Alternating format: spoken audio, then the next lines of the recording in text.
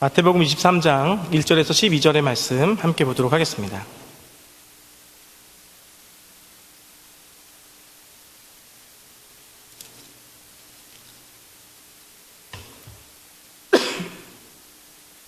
제가 한 절, 성도님들이 한 절, 우리 함께 교독하면서 말씀 보도록 하겠습니다. 이에 예수께서 무리와 제자들에게 말씀하여 이르시되 행위는 본받지 말라. 그들은 말만 하고 행하지 아니하며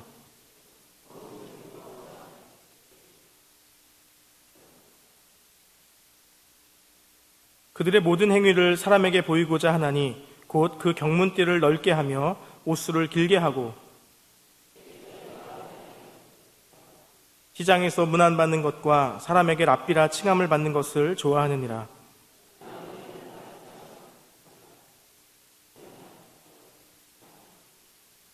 땅에 있는 자를 아버지라 하지 말라. 너희의 아버지는 한 분이시니 곧 하늘에 계신 이시니라.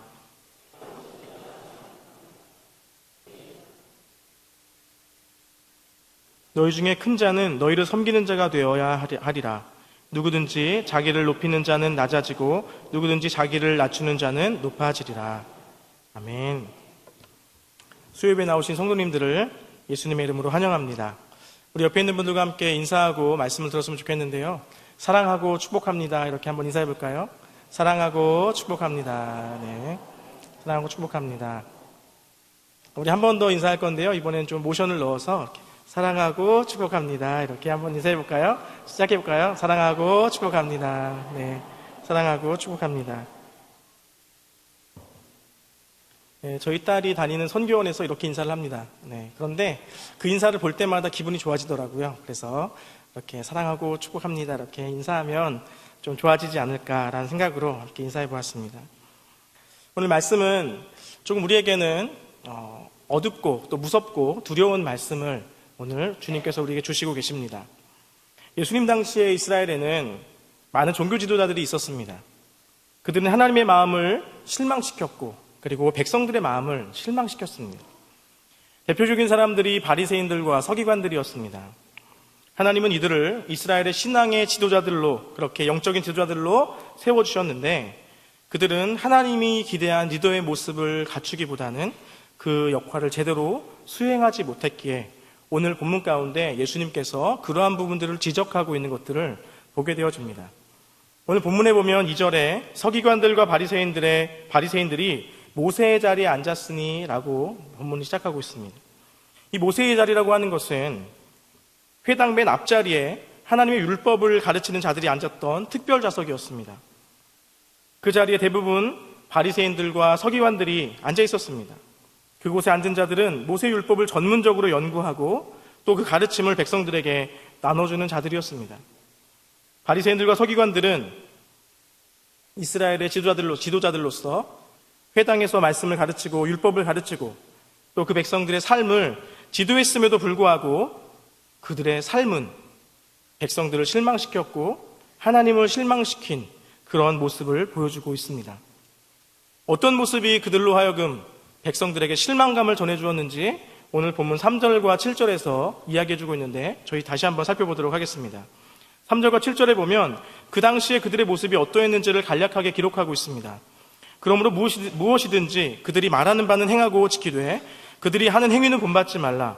그들은 말만 하고 행하지 아니하며 또 무거운 짐을 묶어 사람의 어깨에 지우되 자기는 이것을 한 손가락으로도 움직이려 하지 아니하며 그들의 모든 행위를 사람에게 보이고자 하나니 곧 그 경문띠를 넓게 하며 옷수를 길게 하고 잔치의 윗자리와 회당의 높은 자리와 시장에서 문안받는 것과 사람에게 랍비라 칭함 받는 것을 좋아하느니라 라고 이야기하고 있습니다.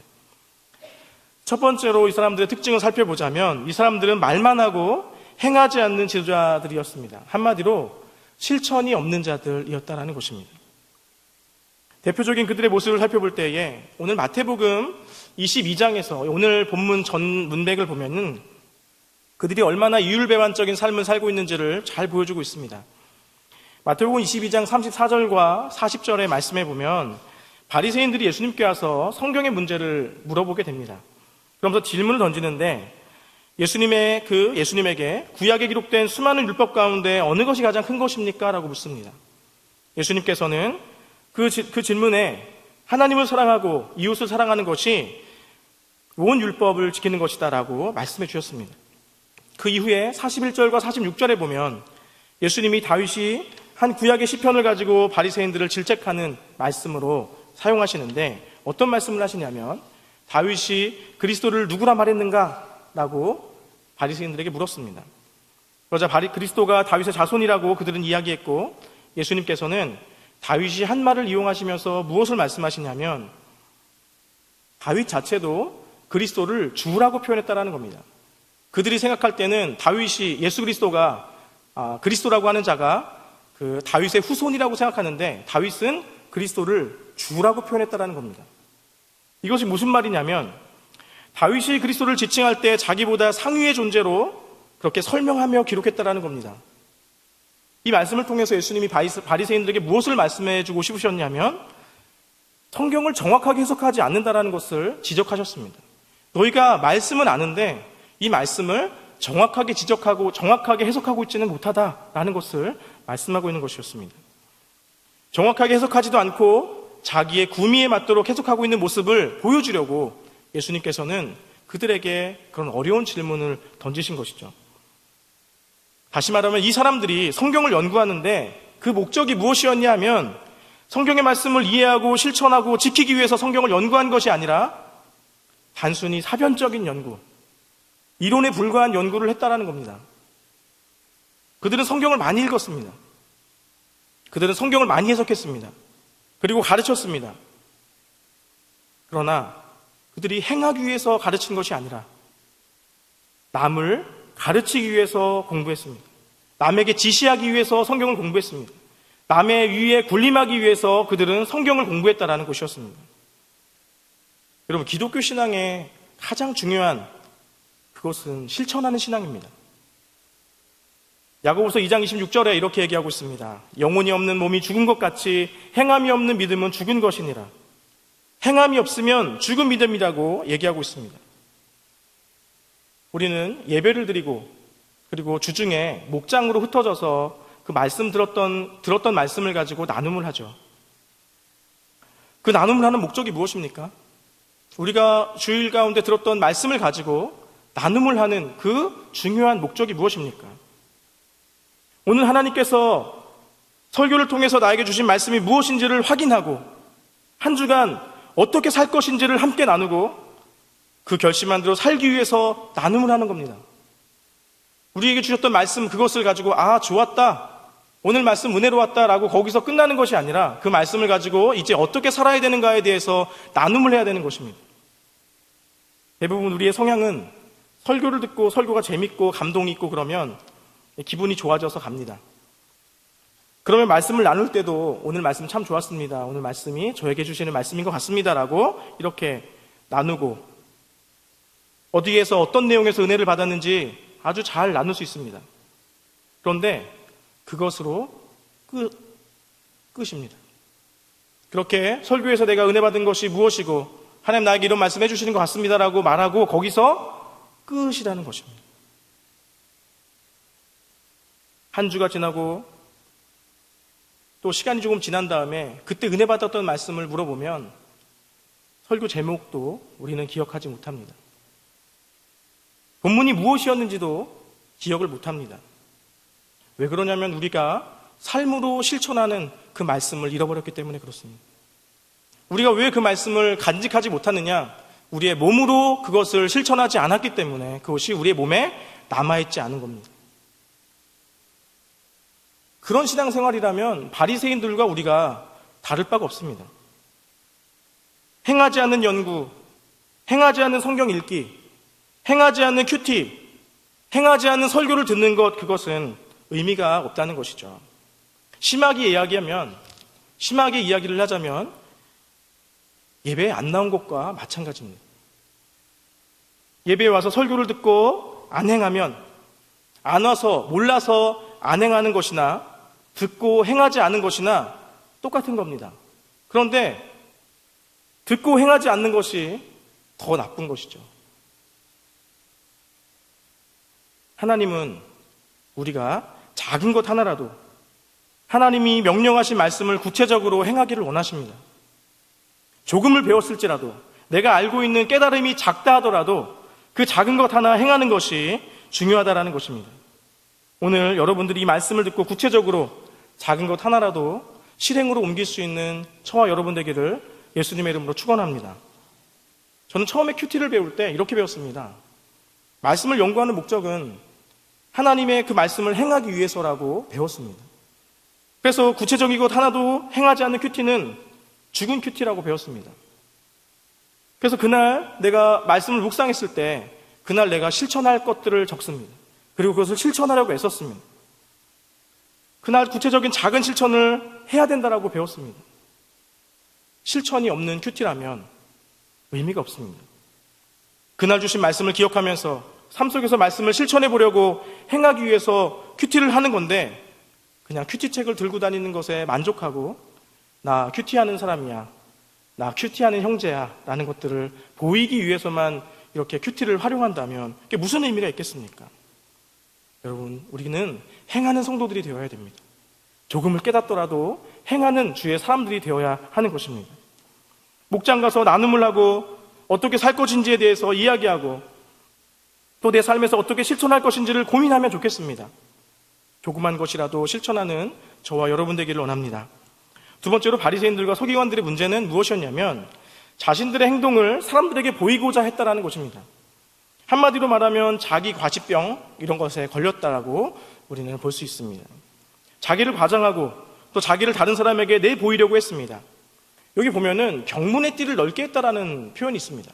경문의 띠를 넓게 했다. 그것이 경문이라고 하는 것이 무엇이냐면 그 유대인 랍비를 보면 머리에 조그만 빵모자 같은 것들을 쓰고 있습니다. 그리고 이마에는 사각형 모양의 상자 같은 것이 매달려 있는데요. 그것을 보통 경문이라고 합니다. 이것이 머리에도 이마에도 매달려 있고 또 손목에도 매달려 있는 경우들이 있는데 그것이 무엇이냐면 거기 안에 신명기의 말씀을 깨알같이 적어서 기록해서 거기에 넣고 다니는 것이었습니다. 그들은 항상 하나님의 말씀을 몸에 지니고 다닌다라고 생각하는 것이었죠. 그렇게 신명기의 말씀을 깨알같이 적어서 손목에 이마에 그 경문에 넣어서 가지고 다니면서 하나님의 말씀을 나를 늘 지니고 있어 라고 생각했다는 것입니다. 다른 사람들은 조그만 경문을 달았습니다. 일반 사람들은 조그만 경문을 이마와 손목에 달았는데 이 바리새인들과 서기관들은 대빵 큰 경문을 달고 다녔습니다. 엄청나게 큰. 왜 그런 걸 달고 다니냐면 멀리서도 경문이 보이도록. 멀리서도 그 경문이 보여서 저 사람은 굉장히 거룩한 유대인이구나, 경건한 유대인이구나 라고 하는 칭찬을 받기 위해서 엄청나게 큰 경문을 달고 다녔습니다. 자신들의 종교심을 자랑하는 것이었습니다. 자신들의 신앙심을, 자신의 종교적인 열심을 사람들에게 자랑하기 위해서, 보이기 위해서 그들은 종교적인 장식물을 거대하게 만들었던 것이었죠. 이 사람들의 행위가 왜 잘못됐습니까? 하나님이 세운 지도자는 하나님을 영화롭게 하고 자신의 삶을 통해서 하나님을 드러내야 되는데 그들은 자기 자신의 영광을 구했기 때문에 그것이 문제가 되었던 것입니다. 하나님은 하나님의 영광을 도적질하는 사람을 싫어하십니다. 그래서 자기는 감춰야 됩니다.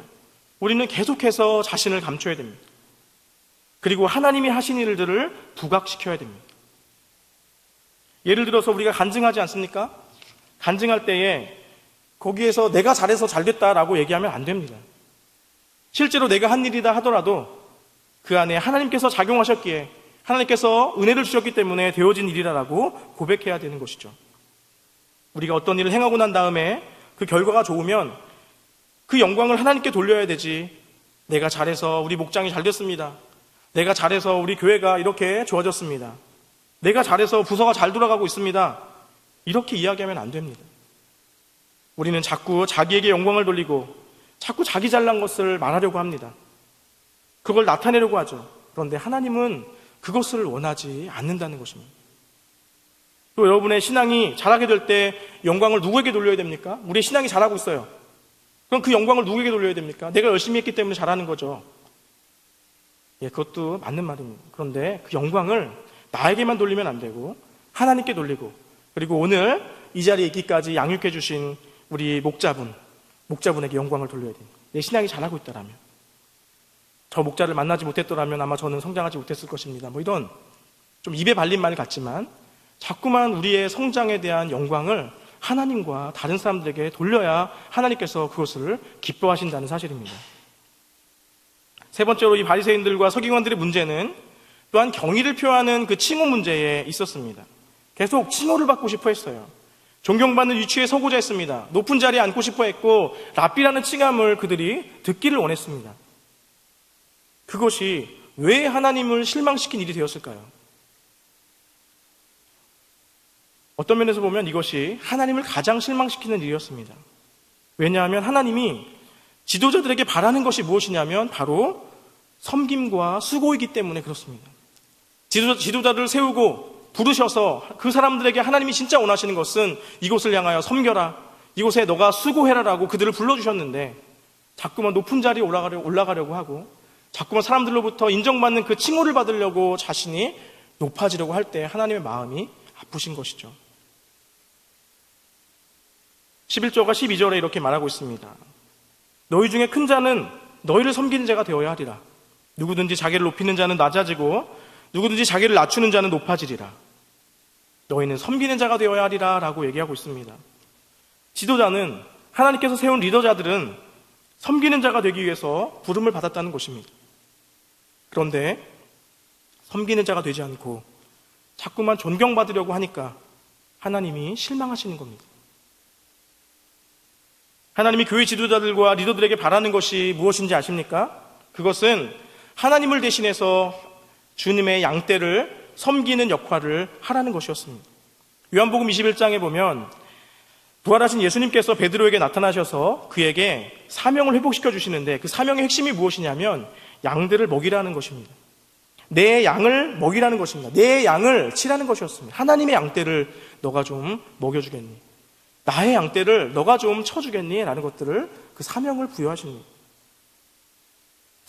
우리가 성공해서 교회를 크게 하고 유명한 일을 많이 하고 성과를 많이 남겨서 존경받는 자가 되어라 이렇게 우리에게 말씀하신 것이 아니라 내 양을 먹이라.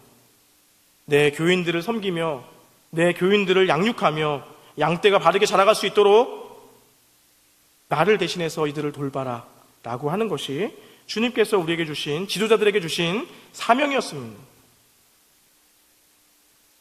그 먹이라는 사명 다음에 두 번째로 주시는 또 명령은 치라는 것입니다. 양들을 치라는 것, 양들을 돌보라는 말입니다.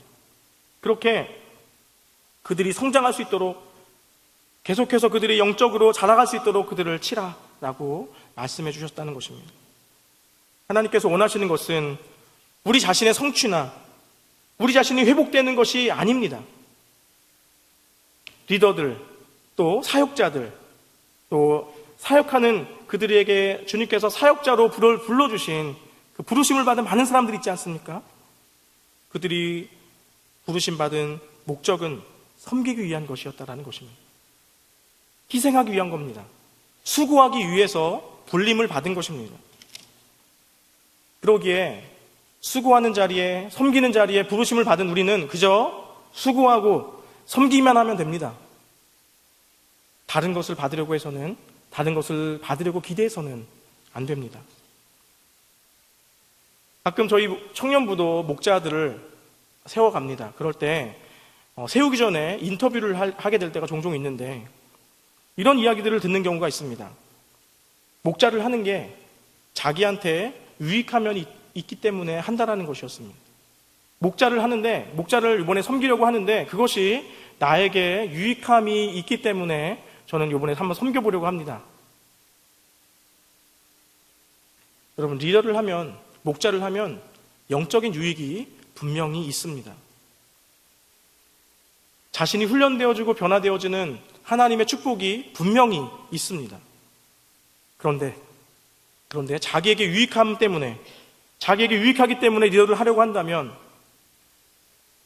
내가 리더하는 사역이나 목적이 나의 발전을 위한, 내가 변화되기 위한 그것으로 목자나 섬기는 자리 가운데 들어간다면 그것은 리더를 하고자 하는, 목자를 하고자 하는 동기가 잘못된 것입니다.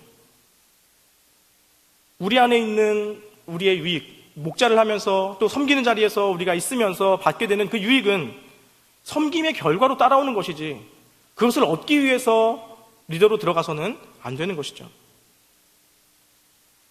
그러나 어떤 경우에는 목자나 섬김이를 정말 뼈 빠지게 했는데 아무런 변화도 없고 그저 상처투성이고 욕만 먹고 그 사역을 그만두게 되는 일들도 있습니다. 그래서 섬긴 것에 대해서 후회하거나 원망하거나 불평하게 되는 일들이 있습니다. 그런데 그러면 안 됩니다. 왜냐하면 리더로 부름받은 그 자리 가운데, 리더로 부름받은 사역자로 부름받은 그것은 섬기고 희생하고 수고하기 위해서 부름받았기 때문입니다. 그 이상 그 이하도 없습니다. 여러분, 우리가 섬기는 자리 가운데 잘하지 못해서 욕먹고 또 그렇게 거기서 굉장히 상처받고 그렇게 끝났다고 해봅시다. 그러한 섬김 가운데에 그러한 어려움이 있었다 하더라도 그에게 하나님의 상급이 있다라는 사실입니다. 부르셨고 그곳을 섬겼고 수고함으로 그곳에 버텼던 그 사람에게 하나님은 사람들이 인정해주고 사람들이 용납해주지 않는다 하더라도 하나님이 주시는 상급이 있다라는 사실입니다. 하나님이 원하시는 것은 섬김과 수고라는 사실을 여러분 꼭 기억하시길 바랍니다. 리더는, 지도자는, 또 하나님의 부름을 받은 자들은 하나님의 일을 섬기고 수고하기 위해서 일할 뿐입니다. 이것이 부름받은 자의 모습입니다. 부름받은 자의 본을 보이셨던 예수님은 무엇라 말씀하시냐면 인자가 온 곳은 섬김을 받으려 함이 아니요 도리어 섬기려 하고 자기 목숨을 많은 사람의 대속물로 주려 함이니라라고 말씀하셨습니다. 예수님 자체도 이 땅 가운데 누리러 오신 분이 아니라 섬기러 오셨다라고 우리에게 본을 보이셨습니다. 우리는 이것을 따라서 섬기는 것이 우리의 목적이 되어져야 하고 수고하는 것이 우리의 목적이 되어져야 합니다. 상급은 하늘에 있습니다. 여러분, 예수님의 삶이 어떠했습니까? 예수님은 병자를 고쳤습니다. 가난한 자에게 먹을 것을 제공하셨습니다. 복음이 필요한 자들에게 진리를 가르치셨고 귀신 들린 자를 자유하게 풀어주셨습니다. 예수님의 사역은 사람을 섬기고 봉사하고 사람에게 그렇게 희생하는 것이었습니다. 사람들을 돈벌이의 수단으로 보지 않았고 자기 성취와 자기 발전의 디딤돌로 여기지도 않았습니다.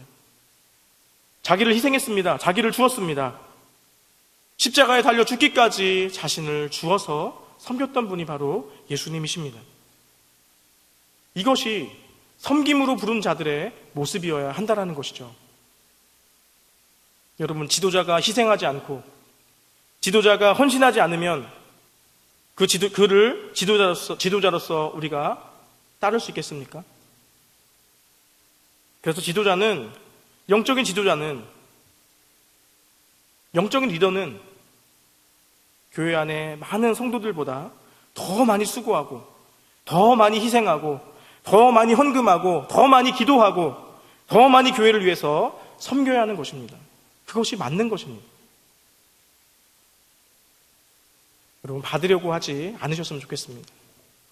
사람들에게 칭찬과 인정 받으려고 하지 않았으면 좋겠습니다. 아니, 목사님은 내가 이렇게 수고하는데 내가 이렇게 애쓰는데 왜 알아주지 않으실까? 왜 안 알아줍니까? 너무 섭섭합니다. 이런 마음 가지시면 안 됩니다. 이것은 기본이 틀린 겁니다. 우리는 그저 수고하는 자리로 부름받은 것이고 섬기는 자리로 부름받은 것이고 그것에 대한 상급은 하늘에서 하나님께서 주시는 것입니다. 우리는 그런 인정을 받기 위해서 일하는 것이 아니지 않습니까? 그런 인정을 받기 위해서 일하는 것이 아닙니다. 알아주지 않아도 주님이 불러주신 것에 감사함으로 그냥 섬기는 것입니다. 그러면 섬기기만 하면 그럼 나는 뭡니까? 억울하고 원통하고 지금까지 섬겼는데 남는 게 뭡니까? 라고 우리가 말할 수 있습니다. 그동안 여행도 못 가고 맨날 교사라서 막 토요일도 없이 막 와서 계속 섬기고 어떤 집사님은 막 스키장도 가고 놀러도 가고 막 그러는데 나는 계속해서 내가 목사 될 것도 아닌데 계속해서 교회 나오고 훈련받고 그런데 섬김에 유익이 있다는 것을 오늘 본문은 또한 말씀해 주고 있습니다. 너희가 섬길 때 내가 너희에게 줄 선물이 있다라고 이야기해 주십니다. 그것이 무엇이냐면 하나님이 높여주시는 것입니다. 사람들로 하여금 막 인정받고 존중받고 사람들이 너무 잘하셨어요 라고 하는 것에 대한 칭찬이 우리를 세워주는 것이 아니라 하나님께서 우리를 높여주시겠다라고 약속하신다는 것입니다.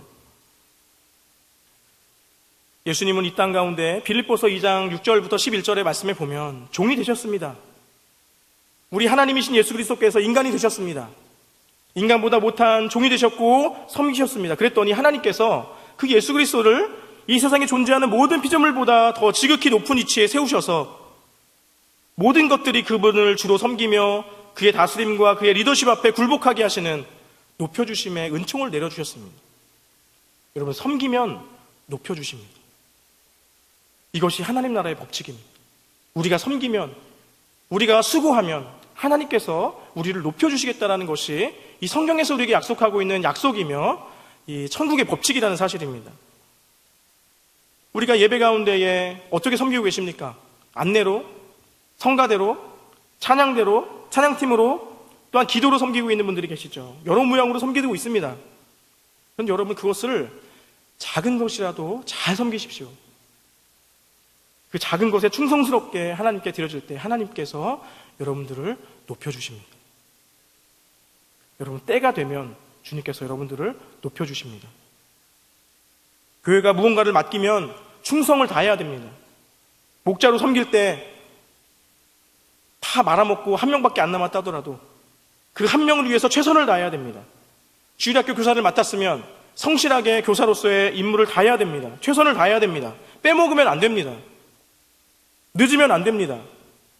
이것이 하나님의 백성, 하나님께서 섬기라고 부름받은 지도자들의 삶의 모습이어야 됩니다. 누구든지 나보다 상전으로 여기면서 그들을 존중할 수 있는 마음의 자세를 우리는 가져야 됩니다. 이것은 단지 무언가를 맡았기 때문에 맡은 자들에게만 해당되어지는 것이 아닙니다. 나는 아무것도 안 맡았으니까, 난 아무것도 안 하고 있으니까 안 섬겨도 되겠지? 그것이 아닙니다.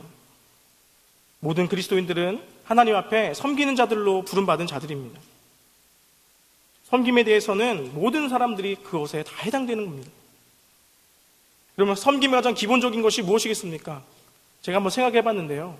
우리 공동체 모든 사람들이 섬김의 본을 하나씩 배우자라고 했을 때 각자 섬기는 것들이 다 다르지 않습니까? 그런데 공통적으로 우리가 함께 섬겨보자라고 하는 한 가지의 제목이 있는데 인사하는 것입니다. 그냥 마주치는 분들에게 인사하는 것. 내가 먼저 종되어서 인사하는 것. 내가 먼저 낮은 자세로 인사하며 공동체의 밝은 분위기를 만들어내는 것. 이것이 우리가 할 수 있는 섬김이지 않겠습니까? 신앙의 연륜이 얼마나 되었든 먼저 종이 되어 먼저 인사하는 것이 우리 교회에 계속해서 흘러내려왔으면 좋겠습니다. 한 번은 저희 아내 친구가 저희 남양교회 한번 방문한 적이 있었습니다. 평일날에 잠깐 방문했고 아내를 이곳에서 만나기로 해서 잠깐 이 교회에서 기다렸는데 이제 아내를 만난 그 친구는 뭐라 얘기했냐면 이거 참 되게 좋은 교회인 것 같아 라는 얘기를 했다라고 들었습니다. 잠깐 사이에 세 분이 지나가시면서 다 인사를 해주셨다는 거예요. 지나가면서 인사해 주시고 그냥 가만히 잠깐 서 있었는데 인사해 주시고 뭐 찾는 거 있으시냐고 막 물어봐 주시고 그래서 이 저희 교회에 대한 좋은 인상을 가졌다라고 얘기를 들었습니다. 저는 이러한 전통들이 우리 교회 안에서 계속해서 흘러내려와야 한다라고 생각합니다.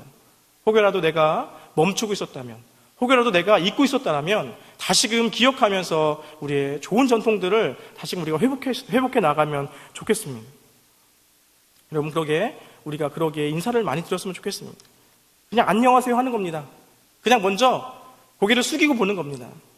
저 청년들한테도 그렇게 막 주문을 하는데 잘 듣질 않네요. 그냥 연배가 있어 보이면 그냥 인사해라. 머리가 희끗하신 분이면 무조건 인사해라 라고 시키는데 잘 말을 듣질 않습니다. 여러분, 인사만 잘해도 사랑을 받습니다. 우리가 왜 사랑을 못 받느냐면 이상입니다. 청년부에 이 목장 편성이 어떻게 되어지냐면 저희는 1청년부는 좀 특별하게 목장 편성을 합니다. 목자들을 세워요. 목자들을 먼저 딱 세워놓고 그리고 이제 소그룹을 짭니다. 그냥 멤버들을 구성해서 소그룹을 짜고 결전의 날 목자들이 와서 제비를 뽑습니다. 소그룹은 다 정해져 있고 목자들이 제비를 딱 뽑아서 그 소그룹을 책임지고 이렇게 하는 것이 저희 1청년부에서 하는 방식인데 그러다 보면은 나이가 어린 목자가 나이 많은 멤버를 만나게 될 때가 있어요. 근데 지금 어느 정도 지긋하신 분들 사이에서는 다 그냥 어느 정도 소통이 되잖아요. 90살과 100살은 친구죠. 그런데 20살과 21살, 22살, 23살은 굉장히 갭 차이가 굉장히 큽니다. 또 20살과 27살은 더 크죠. 아기처럼 보이는. 그런데 그렇게 어린 목자가 나이 많은 27살 형 혹은 누나를 멤버로 만나게 될 때가 있다는 것입니다. 참 그런 경우가 참 어렵습니다. 또 공동체에는 다른 곳에서 잘 훈련을 받고 온 나이 많은 청년들도 있다는 것이죠. 그런데 다른 곳에서 훈련을 잘 받고 온 사람이 있어도 저희 새가족부에서 4주 동안 훈련을 받아야 됩니다. 그것을 하지 못하면 공동체에 들어올 수가 없어요. 왜 그렇게 하냐면 그들에게 겸손한 태도가 있는지 없는지를 확인하기 위해서 그렇습니다. 그것을 통과해야 그들이 겸손하게 나는 여기에 신입생입니다 라고 하는 그 자세를 보려고 하는 것입니다. 나는 여기에 신입생이기 때문에 여러분들이 시키는 대로 하겠습니다 라고 하는 겸손한 자세를 보고 그가 이 공동체에서 6개월, 1년을 잘 섬기고 잘 반응하면 그를 나중에 리더의 자리로, 그를 목자의 자리로 세우게 되는 것이죠. 많이 배울수록, 많이 훈련할수록 또 우리가 어디를 가든지 머리를 숙이고 새로운 문화에 적응하면서 겸손하게 임하는 것이 그리스도인들의 자세가 되어져야 됩니다. 나보다 나이가 어린 목자라고 무시하고 나보다 아는 것이 없다고 무시하면 안 됩니다. 그것이 하나님 백성의 모습이라는 것입니다. 자기보다 나이가 어리다고 할지라도 비록 자기보다 경험이 부족하다 할지라도 나의 목자로 주님께서 불러주셨으면 그 목자를 마음을 다해서 섬겨야 됩니다. 어떤 사람은 목자가 나보다 좀 지혜가 떨어진다. 또 어떤 사람은 목자가 나보다 경력이 좀 미흡하다.